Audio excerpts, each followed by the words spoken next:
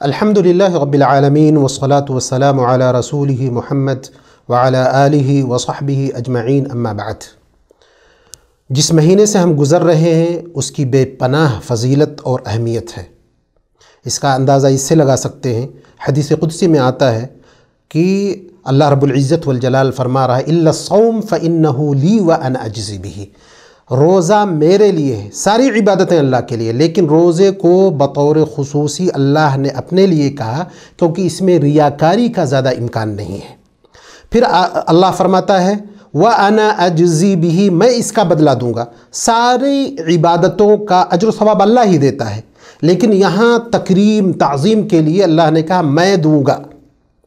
اور تیسرا نقطہ یہ کہ اللہ نے یہ نہیں بیان کیا کہ حدیث قدسی میں کہ میں کتنا دوں گا، گویا کہ رب العزت والجلال کریم رحیم جب دینے پہ آئے گا تو بے پناہ بے شمار اجر و ثواب سے نوازے گا۔ اسی طرح روزہ دار کے سلسلے میں آیا ہوا ہے کہ اس کو دو خوشی حاصل ہوگی، للصائم فرحتان، ایک خوشی دنیا میں جب وہ افطاری کرتا ہے، دوسری خوشی آخرت میں اس کو نصیب ہوگی۔ آخرت میں وہی شخص خوش ہوگا جس کی آخرت بہتر ہوگی اور آخرت میں رب العزت والجلال اس کے ساتھ اچھا معاملہ کرے گا۔ اسی طرح روزے دار کے منہ کی بو اگر ہم آپس میں محسوس کریں تو بدبو لگے گی، لیکن اللہ رب العزت والجلال کے نزدیک وہ مشک سے بھی زیادہ خوشبودار ہے۔ روزے دار کے لیے اللہ نے جنت میں ایک دروازہ مخصوص کر کے رکھا ہے جس کا نام ریان ہے۔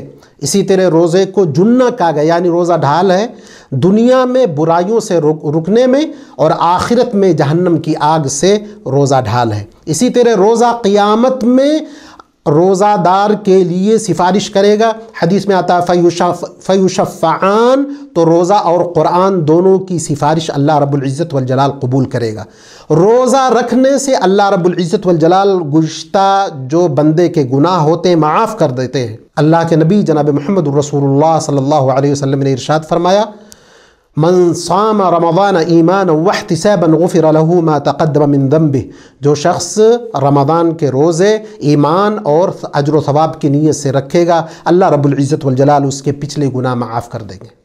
اسی طرح روزہ دار کی دعائیں قبول ہوتی ہیں۔ حدیث میں آتا ہے آپ صلی اللہ علیہ وسلم نے فرمایا کہ 3 لوگ ایسے ہیں جن کی دعائیں رد نہیں جاتی، ان میں سے الصائم حتی یفطر، روزہ دار جب تک افطار نہ کر لے، یعنی صبح سے لے کر کے افطاری کے وقت تک اس کے لیے دعا کی قبولیت کے اوقات ہیں جس میں وہ دعا کر کے وہ اللہ رب العزت والجلال سے بے پناہ چیزیں طلب کر سکتا ہے۔ یہ چند چیزیں ایسی ہیں جس سے یہ معلوم ہوتا ہے کہ روزہ کی بڑی فضیلت و اہمیت ہے۔